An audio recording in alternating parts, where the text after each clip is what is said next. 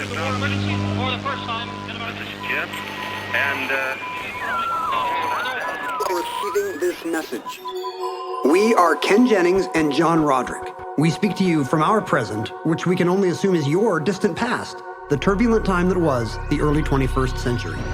Fearing the great cataclysm that will surely befall our civilization, we began this monumental reference of strange and obscure human knowledge. These recordings represent our attempt to compile and preserve wonders and esoterica that would otherwise be lost. So whether you're listening from an advanced civilization or have just reinvented the technology to decrypt our transmissions, this is our legacy to you.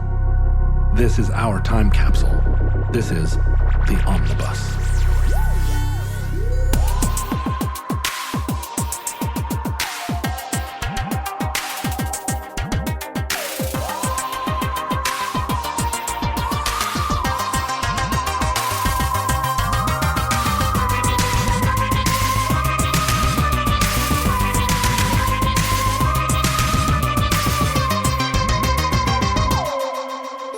You have accessed entry 591.JB2416, certificate number 39623.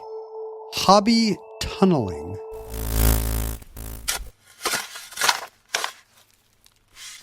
You and I were just talking about a new little vacation cabin that you bought somewhere here in the Northwest. We've been talking about getting a little beach house for a long time. Yeah. And we probably should have done it when... I've been talking about it since I was 20 years old. We probably should have done it when the kids were young and fun, but instead we did it when they were old and grouchy. It's now it's a place where we get away from them. It's part of being a parent, right? That everything you do, you think, I should have done this a long time ago when my kids could have blank. That's pretty much true. And that's good advice for people with kids. Yeah. Is like... do it all up front. Live in the now. Don't put anything off. My daughter the other day said, "You still haven't built me a treehouse." And I said, "Aren't you almost too old to enjoy a treehouse?" And she said, "Teens like tree houses." So I'm still on the hook for a treehouse. I just had this conversation with my teen who wants to go to the Enchanted Forest, the famously weird low rent amusement park near Salem, Oregon? Yeah, down Albany, Central where is Oregon. Where I haven't been since I was a kid. It's a crazy, like, paper mache forest village. Some family built their own fairy tale abode outside Portland, or outside Salem. I remember going to it in the 70s and feeling like it was already 1,000 years old. They were recently in the news because their Humpty Dumpty fell off a wall, and after believing that they could restore the ride, they have now decided that it might, in fact, be impossible to get the ride back together again. Did they call all the king's horses? Maybe they called the horses, but not the men, because you could see why the horses would be no help. They don't have opposable thumbs. They just stood around grazing on the grass. Do you have friends who have had like, a second place, a cabin? I know lots of people who have always had like their weekend place, and we never had a weekend place. The thing a lot of people might not know about the Northwest, although we talk about the Northwest all the time, maybe every episode. Mostly restaurant recommendations. Here in Puget Sound, it's an enormous saltwater sound that has surely a countable number of islands, but an awful lot of islands and peninsulas. Glaciers did a number on this place. They really did. And what that means is that there's so much oceanfront property, and I get yelled at by my family all the time for calling the Puget Sound the ocean. And you and I have talked about it before, and you were against ocean. When people in Seattle say, "I'm going to the ocean," they mean the Pacific coast of, Washington and Oregon, not Puget Sound. But Puget Sound is connected to the ocean. The ocean. If you were a whale, you would say it was the ocean still. But if you were looking out at the Adriatic, would you say, the ocean? Maybe you wouldn't. And that's much more ocean-like than Puget Sound. I believe that the Mediterranean is an ocean, and the Adriatic is connected to the Mediterranean. If your position is that everything connected to the ocean is the ocean, yes, then you call rivers the ocean. No. Well, they flow into the ocean. But I would call the Black Sea the ocean. Whoa. Yeah, I think the ocean has to be salt water. I think That's insane. salt water is the ocean. This is the Kansawoka mob run amok or whatever. If everything's the ocean, nothing is the ocean. That's not true. The Red Sea is not the ocean, although it is salt water, but it is... It's more connected to the ocean than the Black Sea. The Black Sea is literally connected to the ocean. You can't get to the ocean from the Red Sea. Yes, you can. Oh, the Red Sea, yes. The Dead Sea. I meant the correct. Dead Sea. That's not the ocean. The Dead Sea is also not the ocean. The Red Sea is the ocean. No. And so is the Black Sea, because if you can get into a boat... Is Lake Michigan the ocean? No, but it's not salt water. Oh, I see. It has to be ocean water. If a whale... Can a whale go into the Black Sea? Has a whale been in the Black Sea? A whale just going through the Bosporus. Just toot, toot. blowing happily to everyone. It would be on the news. It would be like their Istanbul's little Humphrey the Humpback whale. I bet it's because the Black Sea is anaerobic below a pretty narrow range. I bet a whale wouldn't go in the Not a Black lot Sea. to eat or breathe. But I bet... Well, they can't breathe anyway. But I bet there are sturgeons or something that go... Well, wait a minute. Sturgeons are They're in the freshwater. Caspian Sea. Yeah, but the Caspian Sea is not salt water. But isn't that where the sturgeons are? Yeah, they are. So they must be okay in salt water. But this Caspian Sea is not salt water. Oh, sorry. My mistake. Or the Aral Sea. So you can call something a sea that's not the ocean. But I think it's the ocean. Anyway, my point is that there's a lot of saltwater front There we go. property here. So much so that until very recently, kind of a lot of... The state would just give you one. Yeah, just normal... Dixie Lee Ray would just assign you a cabin. Here's your cabin. Normal blue-collar American working-class families in Seattle could and often did have a little cabin on the ocean. And Canadians will understand this. Yes. Because Canada also, like us, has tons of places nobody wants to be, many of which have little inlets or bodies of water of some type. So everybody in a Canadian city also has their cottage that they go to on summer weekends. Well, and I think even in the Midwestern Canada, because there are so many lakes and so few people, Right. every Canadian has their own lake. In fact, it's named after you. Uh-huh. At birth. You're like, This is Lake, I'm Gord, and this is Lake Gord. Yep. Where- McMillan Lake. Where I hang out. I have a friend in Alaska that they have a lake, Nosek Lake. Is it named for them? It is, yeah, because they're the only ones there. And I think they might own all the property around it. I don't know. Do you have to actually contact the Canadian government, or do you just have to put out one of those novelty signs like vacationers have that says like Lois Lane or like Beach Avenue or whatever? Probably. But you bought a house from some people like this, right? That were just like old Northwest. They were humble country people who lived in a beach house, and now you have taken it over a rich No, they were Seattle. They were transplants. Oh. They were like Montana people. There was like fly fishing art all over the walls. But most of your neighbors at your place are like farmer types. They're cows roaming around, right? It's very rural. It hasn't become yet a sort of... It's not yuppified yet, although I'm the thin end of the wedge probably. If you lived in California, there's no way that you could just ease into some sort of oceanfront property unless you were a billionaire. But you know what happened during the pandemic is like prices of these places just doubled because everyone was like, wait, if I'm writing code for Amazon in my slippers, I don't need to have a $1 million condo downtown. Right. But then they moved out there. Why am I not living somewhere beautiful? They realized that they only ginned up the internet just for the open house. And then as soon as they closed on it, they were like, yeah, the internet's powered by a water wheel. We found out that the internet for our open house was actually somebody was typing to us in real time, simulating the internet. Like Hi, if I Googled something, there was a guy in the basement sending me the right image. He was drawing the image in Microsoft Draw. Yeah.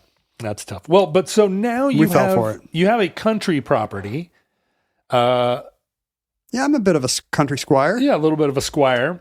Sir Ken. And when I think about your house, your in-town house, it's not, you didn't quite have one of those lot line houses where you built the house right up to the lot line. Well, I didn't build it, but we inherited a house that was kind of as big a square footage as they could manage on the footprint they had in mind for it. But you didn't, there's not a ton of, you didn't have to carve anything into the land. You didn't have to retake it from nature It was pretty much... Our back 40 is like 40 patio tiles.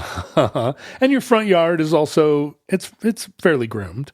But now you have a proper Northwest place that is presumably overgrown and full of crazy overgrown bushes and stickers. Everything has thorns somehow. Yeah. It's not just blackberries. It's like 20 other things. Oh, but they all have thorns. Yeah, salmon berries. For some reason. You're going to notice have some prickles. I was just checking this out yesterday because it's built on a bluff and there's a gravel beach down below. And so theoretically it has water access, but the theoretically is pending a ton of things with thorns. Yes. As we've discussed. So you can you can build a funicular. A lot of people with a bluff have a funicular. We have actually been talking about this because Mindy, and I'm serious about this, wanted a slide.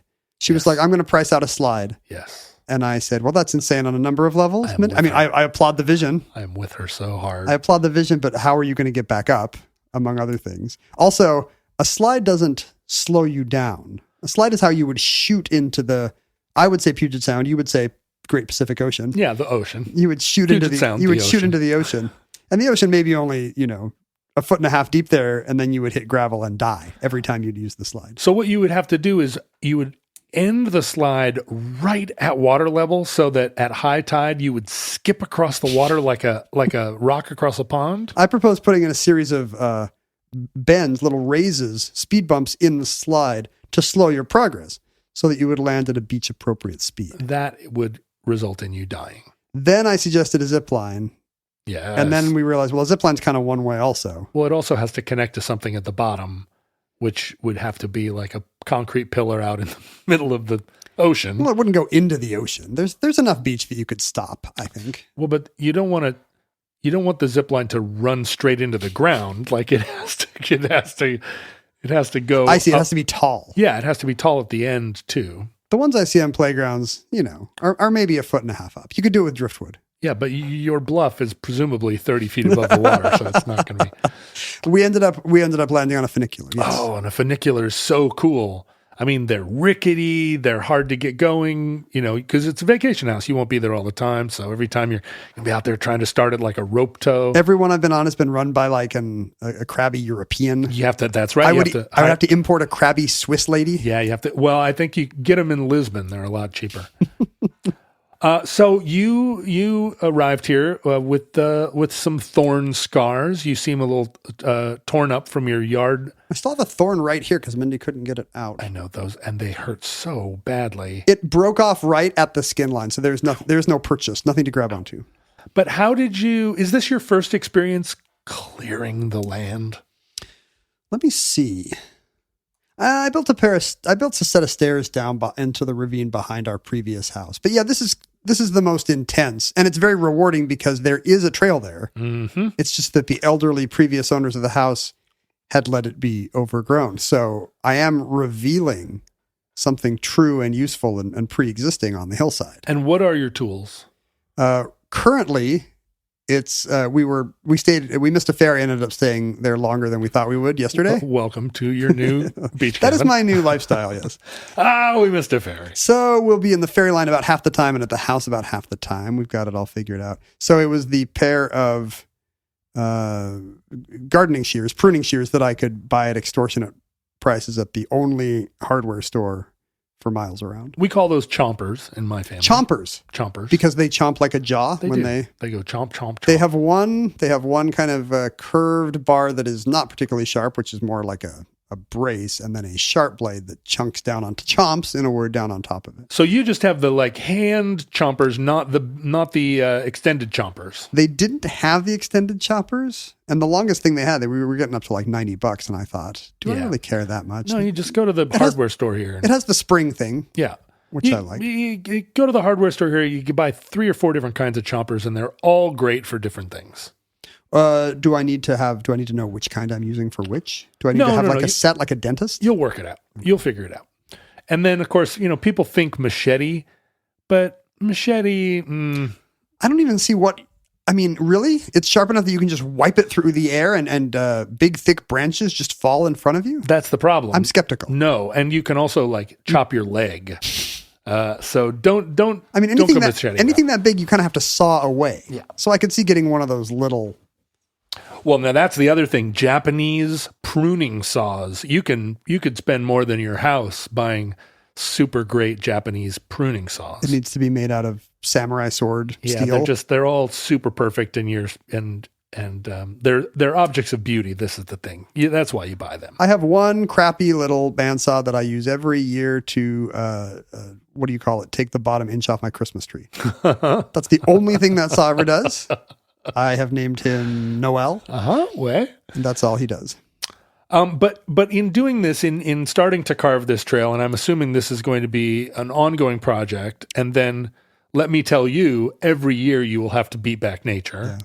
Yeah. Do you feel anything rising up in you? A kind of primitive nature, like a powerful urge to remake the land? I was having a really lousy day because we had found out that getting internet was going to be somewhere between complicated and impossible, and expensive. Obviously, is at both ends of that continuum. You need to call Elon Musk and have him float a balloon over your house. Well, you can point it at one. You can point a little thing at one of Elon's satellites, but the problem is a wind blows, and that doesn't move the satellite, but it moves your little dish.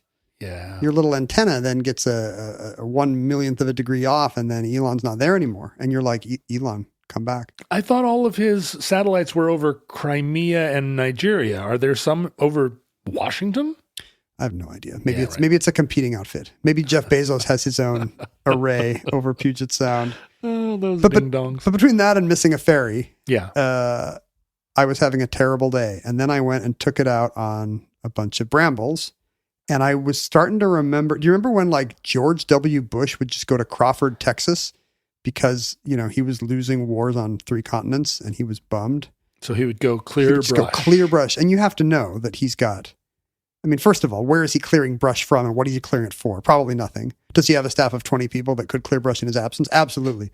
He needed to be out there producing order out of chaos, the opposite of what he was doing in the Middle East.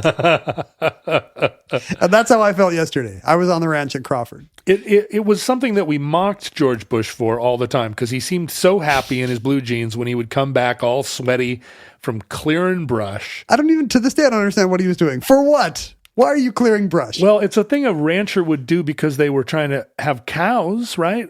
Yes, but he does not have He does not just get a new head of something that he needs to put on 20 acres. No, he was clearing brush because he wanted to paint a landscape, an awkward landscape. He was not yet painting his bathtub new selfies or whatever he does now.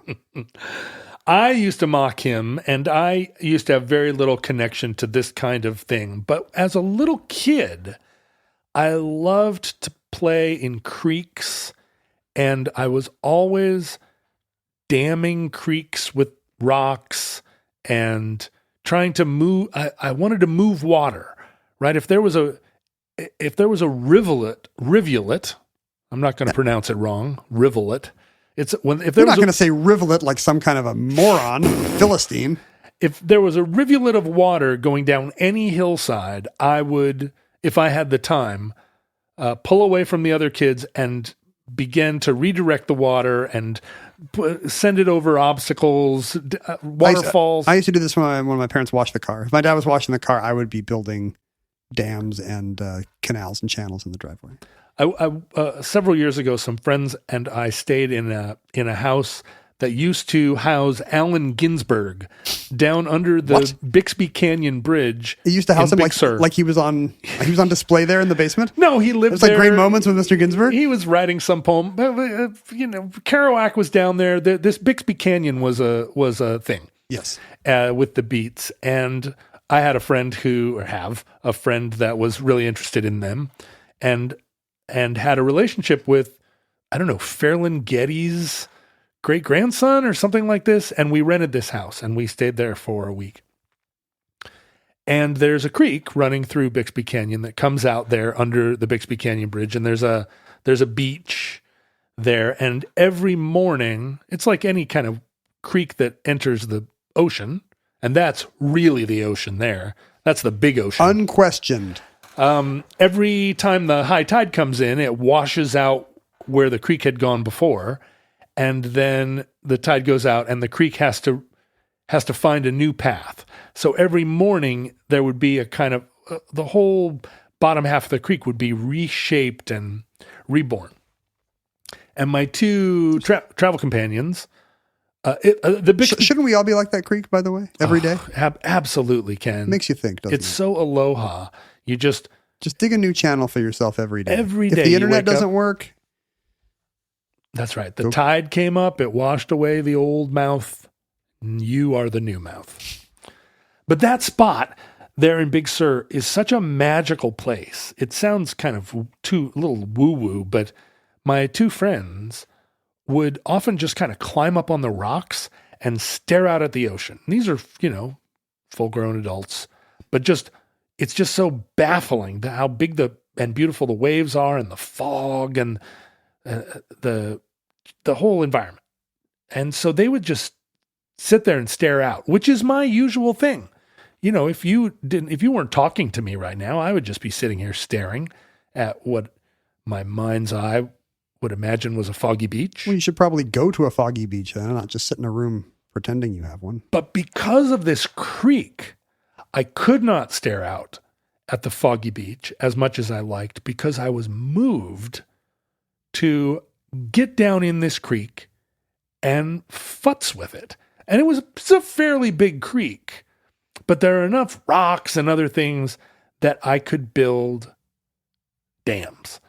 And I started building dams and adding little tricks and waterfalls and stuff. And then, I'd go home and then in the morning I would come out and it would all be gone. The stream would be entering the ocean in a completely different place and I would begin again.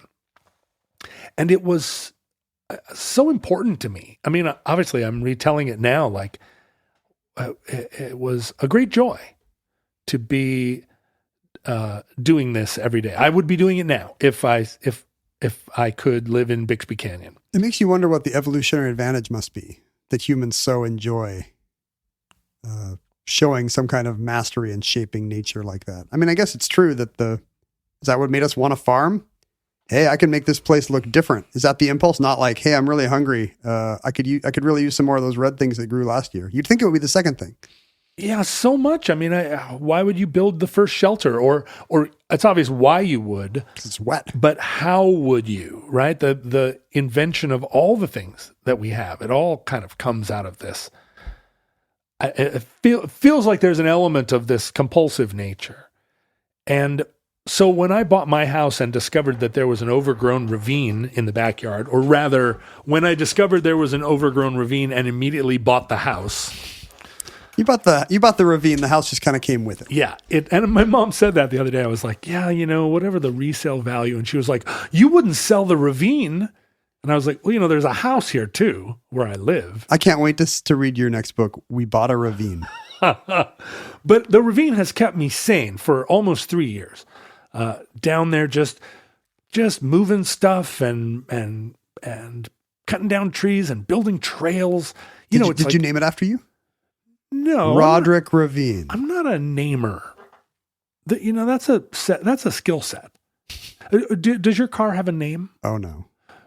It does. Mindy's car? No, my parents used to do that. What were your parents' cars named? I think we might have done this on the show. A Ford Pinto named Calvin.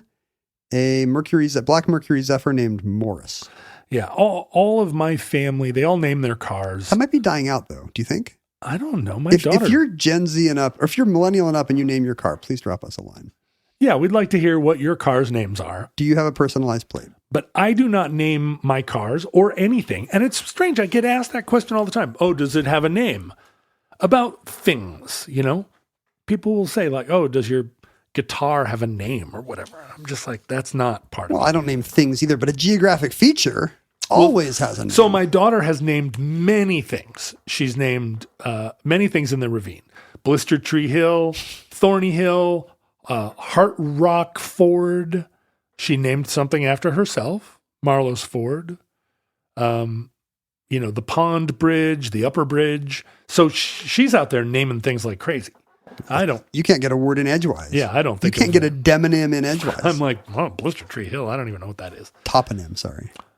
But the work, it clears the mind. You go in and you start to work and you build up a sweat. And it's not that you're not thinking, you are, but it's kind of like playing solitaire, except it's also very physical. Yeah, it's qualitatively different from other physical things like that too. It does not feel like you've just run a few miles or I don't know, what are the other analogs? It doesn't feel like I've cleaned my closet. Well, gone to the gym. Yeah, exactly. Yeah. Like even though there's physical exertion and maybe some sense of producing order or benefit, like it's very different than other kinds of exercise or errand or chore.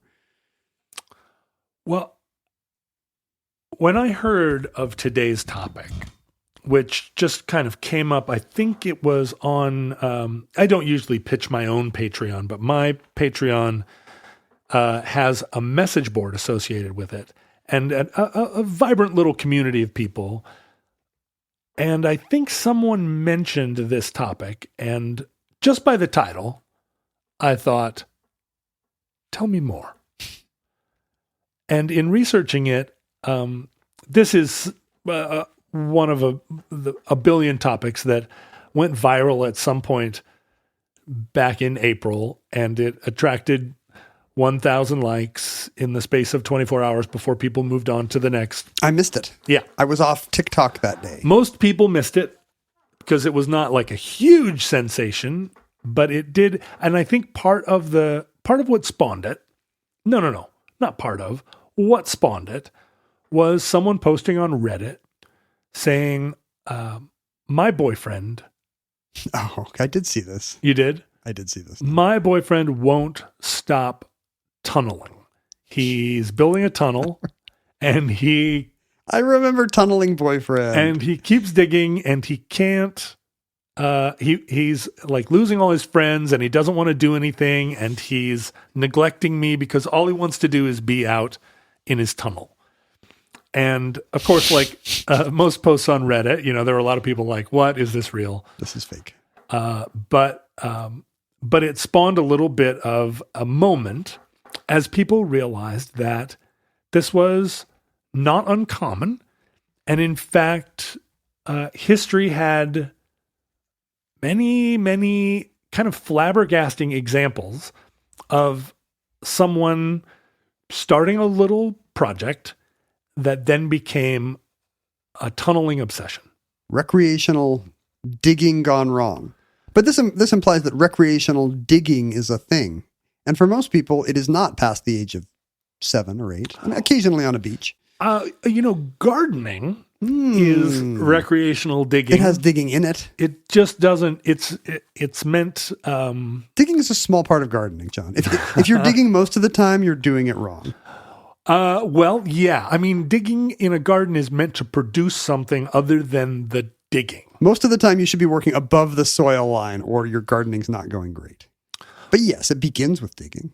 One of the most well-known and prominent, I don't know why I pronounced noon. Is it because it was like rivulet? Well-known instances of this, or incidences of this, indices. Yeah. Yeah. The best known interstices of this. Interstices. In the interwar years between World War I and World War II in Washington, D.C., one day a motor truck, as we call them. Not an old-fashioned horse-drawn truck. No, this would be a 1920s truck. Horseless truck, we call them. Fell into, not fell completely into, but a hole opened in the street. And the truck... Like a sinkhole? Yeah, a little sinkhole. And they removed the truck tire from the hole and looked down, and it was a proper hole. And so someone naturally dropped down in the hole to look around, because it didn't look like sinkhole. It looked like a passageway. And they discovered a network of tunnels. Where is this? This is just in the middle of a neighborhood in Washington, D.C. Huh. Hope he called before he dug. He did not call before he dug. You got to call before you dig. He should have called before he dug, but he did not. And it was unclear who had dug this tunnel. or rather, series of tunnels. And it was a series of tunnels that, as they explored it, encompassed 3 separate levels. The lowest shaft went 32 feet down into the ground. Wow. And that's over 10 meters for our international listeners. And was a quarter of a mile of different passageways. 1,300 feet. How many kilometers would that be for our international? Let's see, a quarter of a mile. What is that? A half a kilometer? Yeah. And so as the authorities got involved and started to investigate, it turned out President Coolidge had dug a series of escape tunnels from the White House. The better to meet with his young girlfriend, Helen. There was a lot of speculation, and what increased some of the sort of panic around it, because the impulse is always to initially think that there's something afoot, right? Why are there tunnels here? Where they're going to someplace and from someplace, and it's meant to be surreptitious, right? And it's someone's smuggling something. Yeah, smuggling or saboteurs. Someone's breaking into a bank vault. Someone's pretending to have a red-headed league just so they can dig into a bank. And this is a long time before like tunneling under the Berlin Wall or anything like that. I'm sure people were still tunneling under walls. People were tunneling for millennia. Are you saying there was not you're saying that the association of tunneling with getting around a wall is a product of the Cold War? No, I'm not. I am not at all. Because people are always digging out of prisons, right? Sure, and digging into banks. That's an old trope. But typically not digging 3-level tunnel systems under Adams Morgan or whatever. 3 levels is very interesting to me. It implies that maybe one is better than the other, that one is a penthouse tunnel? Well, so, what they ended up doing was leading to a home. See, I'm not a detective, but to me, that would be my prime suspect. Right. But the people that lived in the home had didn't know about this. This was all a mystery. So either it's a previous owner or those are the people he's been spying on. And in the tunnels, they discovered a whole bunch of German language newspapers from the war. Come on. From World War I. Well, now I think it's the fifth column. So it becomes, this is the panic, right? That this was some kind of German sabotage. But it goes out over the wire, and after a few days of hand-wringing, a man steps forward and claims responsibility for the tunnels. And it is not just a nobody living in Adams Morgan. It is President Coolidge. It is no less than Harrison Gray Dyer, who is an eminent scientist of butterflies and moths who works for the Smithsonian Institution. And he is such a famous butterfly and moth scientist. Lepidopterologist? He's an entomologist. But he even has a law describing the geometric progression in insect growth called Dyer's Law or Dyer's Law. Wow. So he's a famous sort of taxonomist and doctor. Guy with one of those big nets running around around Bryce Canyon or the Everglades. He does. He is a kook. He's like in a Thomas Dolby video. He's got a long goatee, kind of like a Mark Twain style goatee. But in his free hours, and he had moved to California, and he confessed that he was the digger, and when asked what he was up to, why he crowd of reporters outside his house. Mr. Dyer, what are you up to? What are you up to? Flashbulbs pop. He said he started in 1905 helping his wife garden, and he decided he was going to dig. He enjoyed the digging, and so he decided he was going to dig a tunnel from the side yard down into his furnace, the furnace room in his basement. And he said once he got going, he just couldn't stop. And he just kept digging. That makes it sound like a compulsion, like when you're rubbing your itchy eye and you just can't stop. Well, he He said that some men play golf. True. And So far, true. that he dug tunnels. He didn't describe it really as a compulsive behavior so much as a combination of exercise and entertainment. I mean, with golf, a lot of the pleasure is coming from seeing how well you're doing at any given point, the challenge of the course. And maybe that's true in digging a tunnel as well. How do I get around this rock? Am I still going am I still going in a straight line? What was he doing with the dirt? I always wonder that, after watching The Great Escape and that kind of a thing. So he was bringing the dirt up in pails and dumping it in his front yard. And you can, I think, between your front and backyard, raise some beds. People did notice that his yard was now on a bluff 10 feet above his neighbors. It turns out you can sprinkle the dirt, I think, around pretty, and most people don't notice. Out of a pant cuff like Andy Dufresne. Yeah, that's right. He took it to work. The Germans never noticed, right? Even though all of a sudden all the barracks that had been on stilts now were level with the ground. But he kind of made no apology for it. He said that it was, it was a good exercise and good for his constitution. Is it legal? Was he digging underground he did not own? He was digging underground that he did not own. And you don't own the mineral rights even maybe to your own property. Are you allowed to dig down as far as you want in your own property if it's for recreation? Again, I feel like the concept of mineral rights was something that came about in the American West. Yeah. That Adams Morgan, I guess the presumption is under your house, you own it all the way to the center of the earth. What if it goes through the subway? I mean, I guess, right. I guess, if you get down to hell and Satan's like, how dare you?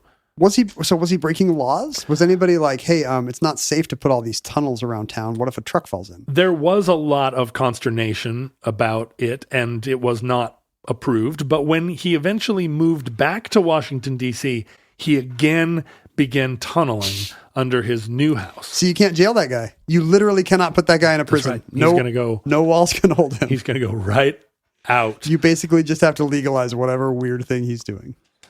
When I read about this, I was instantly enraptured because you also had a network of miles of tunnels under Burien. Well, even the initial post on Reddit, where the woman said, my boyfriend won't stop tunneling. I was like, tell me more about him.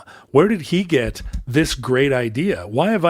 If I didn't have a ravine, boy, would I tunnel? Maybe, yes. So this is bringing back childhood memories of being extremely interested in burrowing and subterranean life of all kinds. Yes. Hobbits, they live in holes. Yes. The rabbits in Watership Down, they live in holes.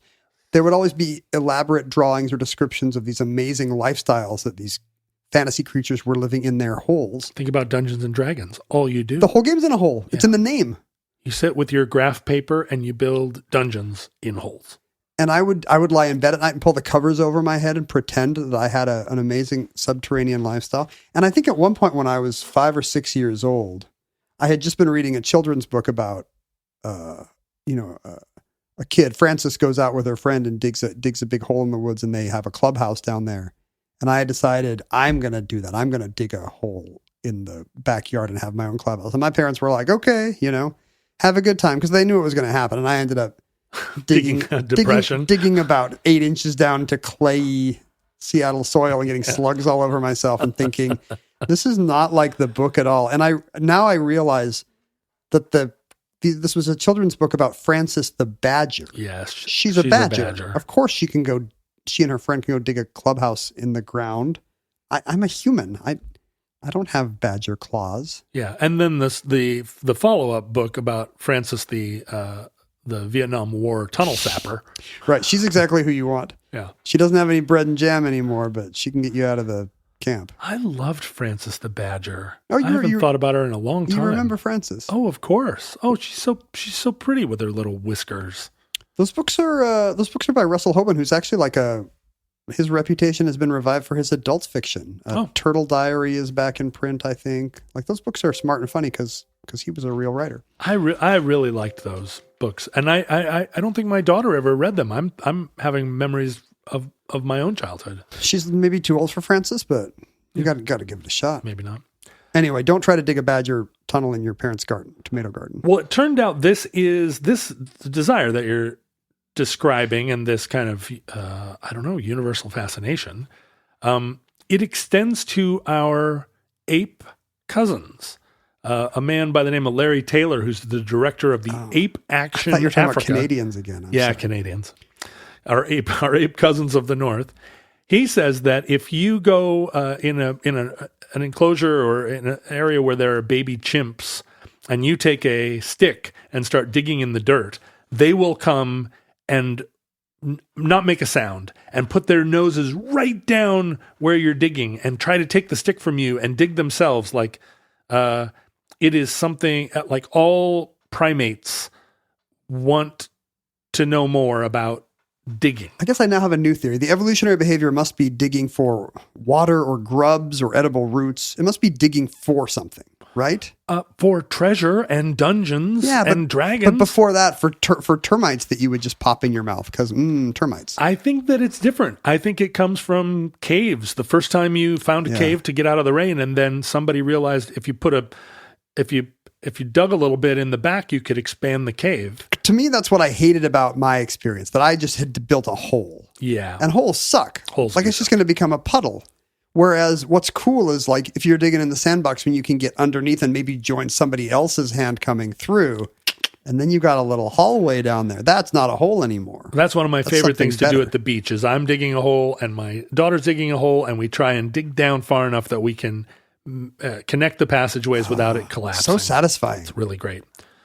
Sadly, I have a story of a friend whose brother in the 1970s was digging a cave and dug this deep cave into a riverbank, and then the cave collapsed. Oh no. And they finally dug him out, but he had been in there without oxygen and was permanently brain damaged, and and it was a tragedy in this family. So maybe that's why it should be illegal. Illegal, yes. You should make a law that no young people can ever dig a hole or a cave. Exactly. Yeah. Then they won't get caved in on because they won't have safety stuff. Like if I was digging a basement to my house, you better believe the city of Seattle would have 60 pages of rules for me to sign. They would, and that's why you don't tell anybody you're doing it. But most of the most famous hobby tunnelers actually went to great lengths to shore up the walls and ceiling. A lot of them had, started with timber, but a lot of them ended up building cement and brick works under their property to create these Shore it up. Yeah, enormous, they become catacombs almost. Are these the ones where they disappear after their D&D campaign? Yeah. They end up going into the sewers. Yeah, are they going down there to worship Satan? That's certainly what I was doing. You're closer to hell when you're down there. You're at least 6 feet closer to hell than up on the surface. You can feel how much closer to hell you are. There are so many examples. And one of the sort of hilarious ones in the mid-19th century, a man by the name of Alfred Beach proposed a pneumatic subway system under New York City. But he was, and this is before there was the New York subway. He was not granted permission to build a subway, but he did get a permit to build a pneumatic tube for the post office. And this is down in what we would call now the financial district, kind of just north of the World Trade Center. And with this permit to build a pneumatic postal tube, he just went ahead and dug his own subway. And it only ran... Like subway sized? Yeah. Like, can he get a train down there? Yes, a working subway, and built a train. This was a demonstration. It only went for, a long block between Warren and Murray down on Lower Broadway. This is the original Hyperloop.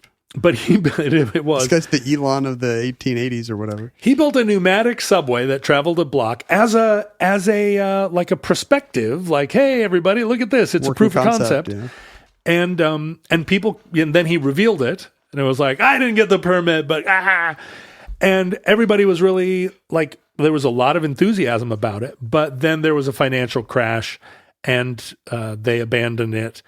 And then I think the building that protected the entrance to it burned down, and they forgot it was there. And then when they were digging the real New York subway, they collapsed a wall, and all of a sudden there's this this other subway under there that nobody remembered was there. I hope they used it. I hope the current New York subway goes a little out of its way just to use his tunnel for that little block. Zing. And then briefly, just for one block, it's also a pneumatic system. So it goes in. What does that mean? The train would get sucked around like Hyperloop? Yeah. Oh, wow. Just like Hyperloop. That's where Elon Musk got the idea. So the number of stories started to come out in this, as a response to this Reddit thread. People started looking into the idea. I love the power of the internet to make you go from literally nobody does this to this society-wide realization that no, hundreds of thousands of people do this. And I think part of it was that the response to that Reddit thread was an astonishing number of people saying, that sounds incredibly cool. Your boyfriend sounds incredibly cool. Why did I never think of this before? And it did really break out along gender lines. It seemed to be a thing where the conversation was often that the girlfriend would say, "What are you doing?" And the boyfriend would say, "Are you kidding me? This is all I want to do." It's not entirely the case that there are no female tunnelers. There is a representation matters. But here's a wonderful example of how a woman turns it into something slightly more interesting than just I'm in my backyard secretly tunneling. A woman by the name of Leanne Weinsma has become a kind of performance artist where she will, she's just like all these other tunnel builders. She started building tunnels just to relax. She discovered that it was really fun and groovy to build tunnels. But when people said, "What are you doing?" She smartly said, "I'm an artist," and now has built over 13 tunnels. And she travels to art festivals, and builds.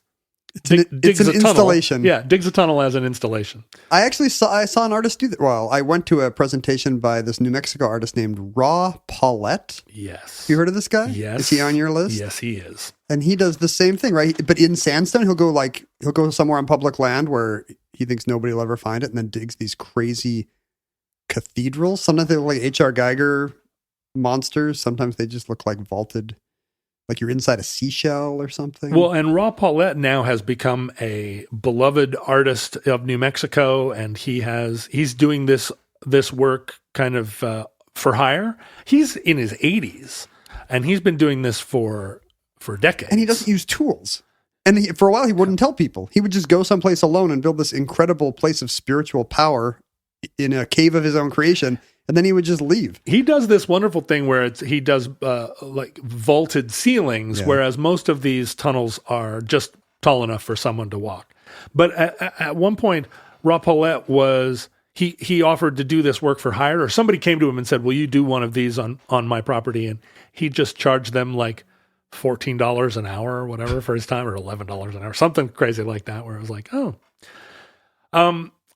So some other great examples, a kind of maybe one of the most legendary examples was, again, mid-19th century, John Bentinck, who was the 5th Duke of Portland in the United Kingdom, inherited an enormous manor called Welbeck Abbey, which is, a classic sort of Waltham Abbey.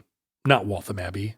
That's a town north of London. No, what is it? Downton Abbey? Oh, it's this a big manor estate. house.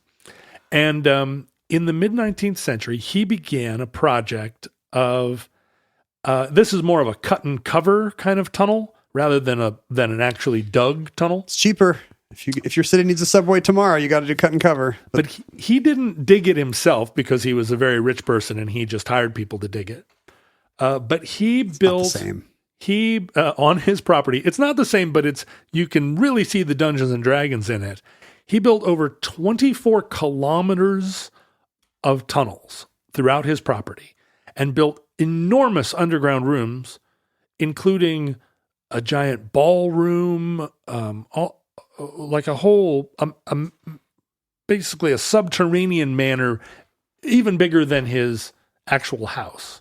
And as he got older, he became more and more reclusive and didn't let anybody into his 24 kilometers. You know, he would like had these, he'd pop out at some place on his estate, like pop out of a hole, and then he's in the bushes over there, and then he would go down and run over here and pop out over here. You know, an enormous I can't estate. believe a British nobleman would be a little bit crazy. Potted, they say. Doesn't that seem a little crazy? Yeah. Coming out of the ground wrinkly, his nose like a rabbit. But there are plenty of examples, and this is not just a British and American affectation or weird trip. Obsession. In 2015, again, you know, kind of happenstance discovery of a 30-foot long tunnel under a park in Toronto, in an urban park, not a forested, you know, but like a downtown park. Central Toronto. There was a 30-foot tunnel that had a whole like generator system, electric lights. And again, the initial suspicion was that this was some kind of sabotage or a terrorist cell. Who would build a tunnel in the center of a park? And they were thinking all these, you know, like affairs of state. Was this in preparation for this meeting between, you know, Arab leaders or whatever? This is all vestigial Guy Fawkes terror. Exactly. Somebody's going to blow us up from underneath. And again, it was all on in the newspapers for a few days. Where did these tunnels come from? And after a few days, a 22-year-old, very shy, retiring Black Canadian construction worker by the name of Elton MacDonald, maybe the most Canadian name a person could have, Elton MacDonald, like Elton, came forward and said that he had dug the tunnel. He lived with his family. He grew up in poverty there in central Toronto. He lived with his family in a small flat, but he'd always had a aptitude for engineering and construction. And he, just seeking a little peace and solitude, had gone into this park and dug a 30-foot tunnel under the ground, which he then outfitted with electricity. And well, the thing that's amazing about all these stories is it's just like, yeah, on a whim, he just dug a 30-foot tunnel. I mean, that must take you months. Yeah. Well, yeah, a long time. You'd think there'd be rock and stuff. Also, you're sneaking, you know, you don't want anybody else to see it. So he camouflaged the entrance behind some bushes. He was also out depositing the dirt in his pant cuffs. When questioned, he said, honestly, I loved it so much. I don't know why I loved it so much. And he was somewhat celebrated because it was such a quirky thing for a 22-year-old to do. This does seem like something that it's a little train spotty, but really a lot of these people start at a very young age. You are leaving something behind. You're making a mark. You know, in most of these kind of neurotypical hobbies, all you're left with is the little list on graph paper in your pocket. Right. Not so someone like Elton. A lot of these characters start digging at a young age. In 2006, a sinkhole formed in the road in Hackney in London. Again, another UK example of this. And the neighbors started to complain. And it was discovered that a man by the name of William Little had, many years before, in the 60s, inherited a fairly large home in Hackney that he'd been living in as a hermit and had let fall into disrepair. And the neighbors had been complaining about the house being an eyesore and kind of a, you know, like condemnable house. But a sinkhole formed. And with further investigation, it was discovered that William Little had been tunneling under his neighborhood for 40 years. And his system was based around a central hub. He just tunneled out in all directions, often going 60 feet out from under his house. He, at one point, he was creating havoc because he would hit water lines and power lines, and he why this should not be legal. At one point, his tunnel went into broke down through a wall into another tunnel that was like a city tunnel. He was a civil engineer. When confronted, he said, "I just found a taste for the thing." He was nicknamed, this is just in 2006. He said that he started tunneling to dig. He started to dig out a wine cellar for his house and then just kept going. He's got the world's longest wine cellar now. So the city condemned his house. And what it turned out was that he, after he got tired of dumping the dirt in his yard, just started dumping dirt in unused rooms in his home. So when they went in to look at the house, there were multiple bedrooms that were just full of dirt. He has the same cubic area of living space. He has just moved it downward somewhere. Downstairs, yeah. So he got charged with a crime. They filled the tunnels in with concrete. Oh, that must have hurt him. It did. They condemned his house. They moved him into some sort of public housing, and they made sure to put him on the top floor of the building so that he couldn't tunnel. Maybe you can get the same impulse just from visiting your downstairs neighbor. Yeah, right. Hey, how's it going? What's going on down here? I'm here again. Just like to be under my own home. But when really confronted, he said, his great quote was, "There is great beauty in inventing things that serve no purpose." Ah. So he wasn't trying to get famous from it. He wasn't trying to, he really acknowledged this is just for nothing. It's a response to capitalism. You're made to equate your own worth with your efficiency, with your productivity. There it was. And it must just be a relief to do something that doesn't get measured by a boss. Well, it really is. You're hyper-focused, right? You're really controlling your environment. And you didn't have an environment until you were there. Yeah. It was solid dirt and rocks. Right. You made something. Another, and this is a famous person, Seymour Cray, the inventor of the Cray computer, also was a hobby tunneler, and he would go down when he wasn't, when he would get an unsolvable problem, he would go down and tunnel, just building tunnels for no purpose. And he said when he was tunneling, the elves would come to him and help him solve his computer problems. I mean, that is what people say about a lot of these kind of idle pursuits. Whether maybe it was whacking all that brush that gave President Bush the amazing idea to invade Iraq. We don't know. There you go. I mean, it's because Cheney was hiding in the brush whispering to him, "Invade Iraq." Bush just thought it was the wind. Some other famous examples, and a lot of these have been retroactively, once discovered, it's like, what do we do? In the UK, they fill in your tunnels with concrete, but in other places, there's more recognition. A man by the name of Leova, let me say that again. Leova Arakelian in Armenia, he dug for 23 years and created an underground home 69 feet under the ground. And when he died, his family opened it as a kind of tourist place called the Divine Underground. And it is, you can go visit it, and his family is earning an income from it, which is more than they could say the whole time he was digging it. Yeah, so that all these other weirdos can just, when their moms yell at them, "What are you doing out in the backyard again, Seymour? Oh, you're going to live off of this when I'm gone." You don't appreciate it. Michael Altman in Austria started to dig a cooling cellar for his bar, and again, just kept going.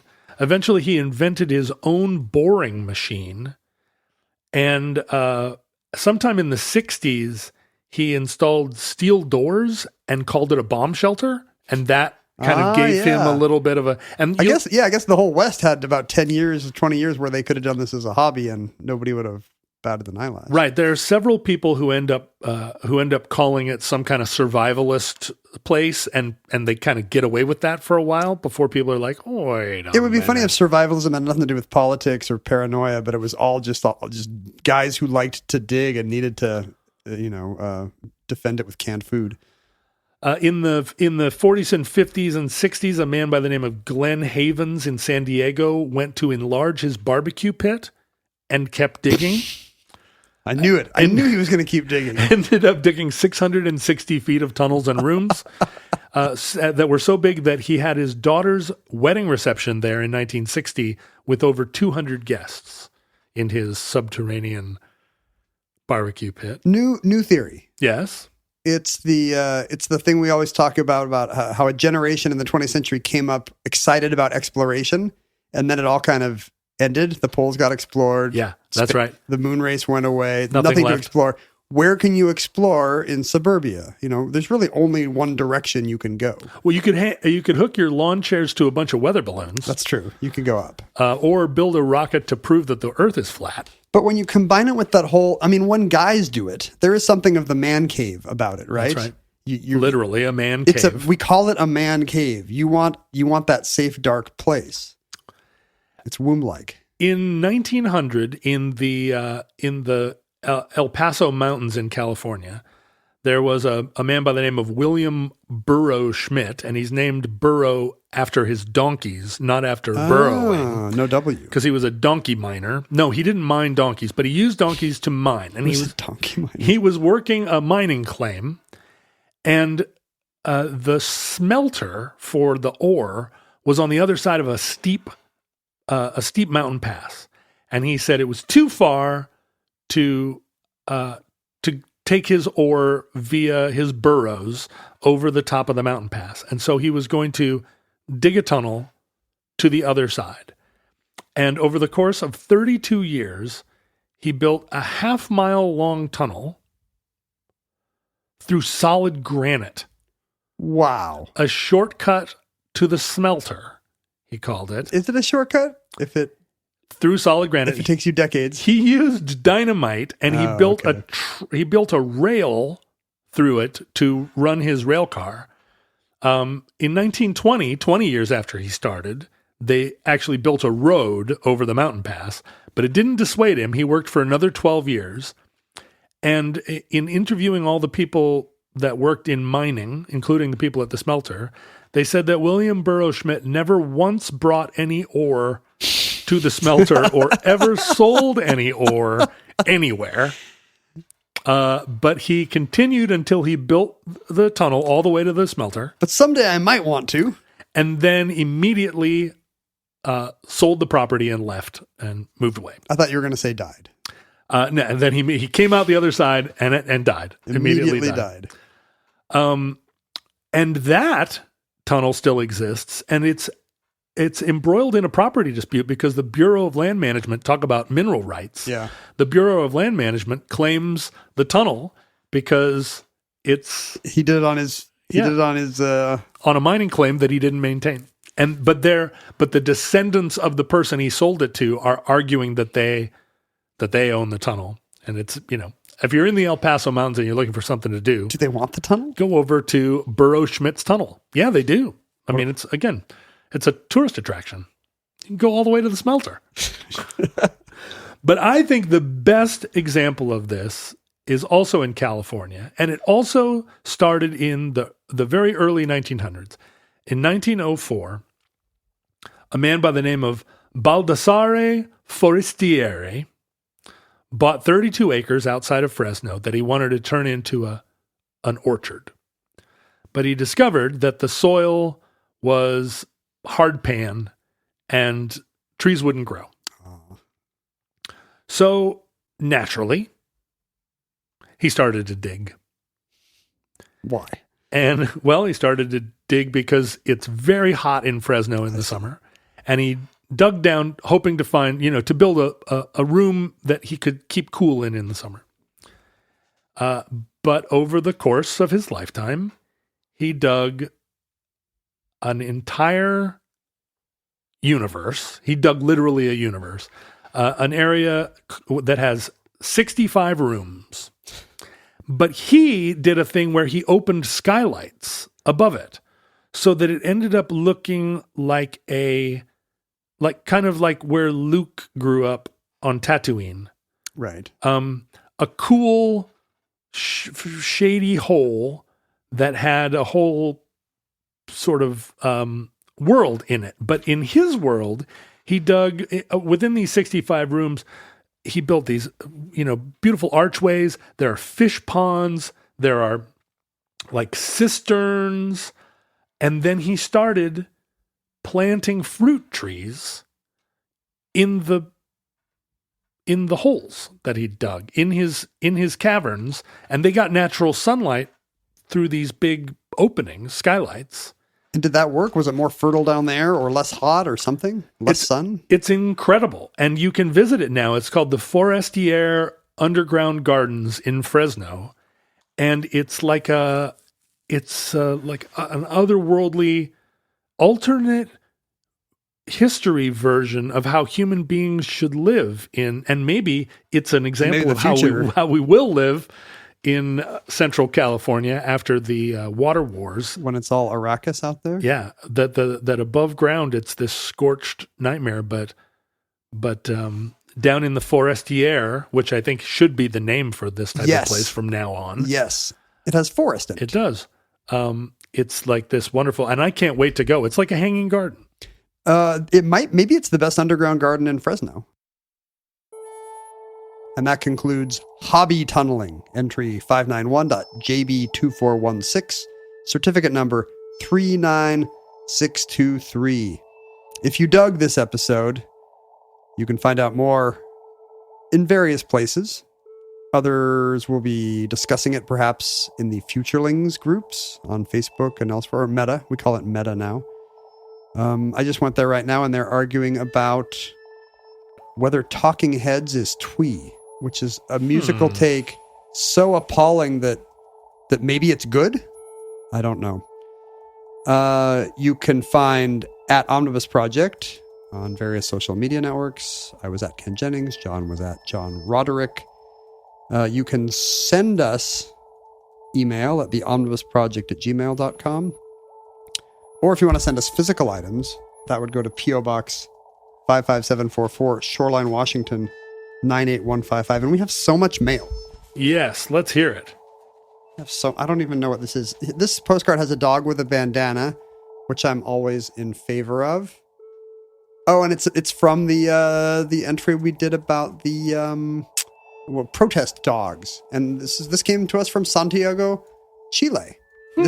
Ramon, who is writing to us, was very against the 2019 protest. Oh, he's against the protest in which this dog appeared. This is Negro Matapacas. And in fact, it was drawn by Ramon's friend, Daniela. So we actually have Chilean feedback from our Chilean correspondent, Ramon, who seems like more of a Pinochet guy from his postcard. But that's all right. There's room for all here at Omnibus. I don't even know what's in here, but it's very large. Oh no, and it's one of these, don't you love these recycled envelopes that are full of like insulation fuzz? Oh no, how are we going to get rid of that? Yeah, you're going to have to dig a tunnel, I think. This is from a listener who said, he's a Patreon donor who was asked to submit an idea for the show. Thank you. And he said he wanted to submit it in the form of old Life magazines. Oh, awesome. So here's one from 1945, 51, 37. Looks like Omar Bradley is on the cover of one, and a beautiful woman in a crazy veil is on the cover of the other. And he suggests, Jeff suggests some ideas for shows, I guess, that we could use these old Life magazines to research. Thank you so much, but not for your weird recycled envelope. I want to open for this just because it's from Fresno. Yeah. Oh, it's a wedding. Is it underground? It appears there are mountains and trees in the picture, so it appears to not be in a forestier. But Jacob and Desdemona invited us to their wedding back in mid-June. Oh, we missed it. We did miss it. I'm sorry, Jacob and Desdemona. Desdemona's name is not spelled the Shakespearean way. Oh, how is it spelled? Does it have a Z in it? There's just a vowel wrong. Oh. Or different. I don't want to say wrong. Right. Don't yuck their yum. Well, it does seem like if you're well-read enough to be naming your kids after Shakespeare characters, you would look up the spelling. Spell it? You would look up the spelling. Jacob and Desdemona, if you're listening, I'm sorry that we could not be there, but I hope you had a wonderful wedding day. They included a link to their registry. Should we send them something? Maybe we should send them those Life magazines with Omar Bradley on the cover. Here's a QR code. Did you guys register for a Life magazine with Omar Bradley on the cover? Because we have one. And why not one more while I'm opening stuff? Open it. Open it. Open it. This is a listener named CW who sent us... Is it CW McCall? It is, in fact, CW McCall. Didn't he die last year? Yeah. But from beyond the grave, CW sends... Maybe how long it's been since we've opened the mail. He might have sent it last year. It's a comic book, not by him, but a graphic novel series he enjoys about, looks like, conspiracy stuff, including, and a lot of it's omnibus adjacent, Satanic Panic, UFOs, Mothman, The Babylon Working. And I have not read this, although I think this guy maybe he still writes Batman. This James Tinian? I don't know if I'm saying that right. Oh, this is beautiful painted stuff. I like conspiracy theories. Thank you so much, CW. Show me. For sending that along. It looks kind of like that Bill Sienkiewicz 80s stuff when he would paint Elektra and Batman. I mean, not together. Okay, I have this envelope insulation lint all over my computer now. I don't think my computer is going to survive this. I need a Dell compressed air thing. Dude, you're getting a Dell. You're getting lint in your Dell. What did I not say? Oh, the Patreon. So the reason why Jeff sent us those Life magazines is because he's been such a dedicated supporter of the show that he gets to suggest a topic. That's one of many perks available to our supporters. Go to patreon.com/omnibusproject for access to addenda shows, bonus shows, all kinds of cool resources and content not available to the regular normals. No, who just do not, to who do not dedicated donate. followers of fashion. Only to people whose budgets allow them to support Omnibus. It's a little mean, a little classist of us. No, I think everybody can afford $5 a month. And I say You're that saying knowing that some people can't. It's compatible with Marxism to give bonus episodes to donors. Take that, Ramon. Yeah, let's just say it is. What are people going to do? We've made an official ruling. Marx is gone. Who's the authority of Marxism now? There isn't one. You can't ask him. Futurelings, from our vantage point in your distant past, we have no idea how long our civilization survived. We hope and pray that the catastrophe we fear may never come. If the worst comes soon, this recording, like all our recordings, may have been our final word. But if Providence allows, we wish you many goods and cheese, and hope to be back with you soon for another entry in the Omnibus.